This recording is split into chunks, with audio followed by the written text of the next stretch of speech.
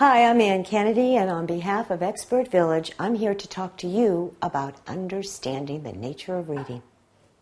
Reading safety. Safety in reading. What's that all about? You have a lovely little cookbook, as a very yummy cookbook. It looks like a lot of fun. It should be no problem. We can just open the book, and your child and yourself can go into the cookbook and start cooking. Or you may have a manual on how to plant a tomato plant, and you and your child can interact with that. Beware. Be careful. Beware.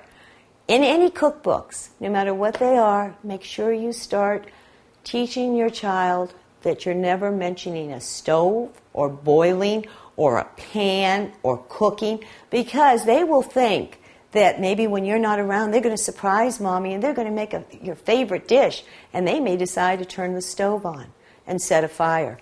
When you're outside and you're teaching a child how to garden or something to use shears or anything that you take for granted, they may decide, oh, I can cut the lawn too, even if Daddy isn't here, and grab a pair of scissors. Be very, very cautious. Reading is wonderful, cookbooks are wonderful, but it's up to you as the parent to choose and to really think anything you may be showing them. In their minds, they'd be thinking they're doing something wonderful for you. So start with sandwiches, and even if you use sandwiches, where's the safety in that?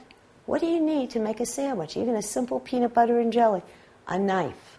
So leave those kind of things out, and when you start showing them any type of cooking or menus or anything to do with the outside, keep in the back of your mind safety, safety, safety first for your precious child.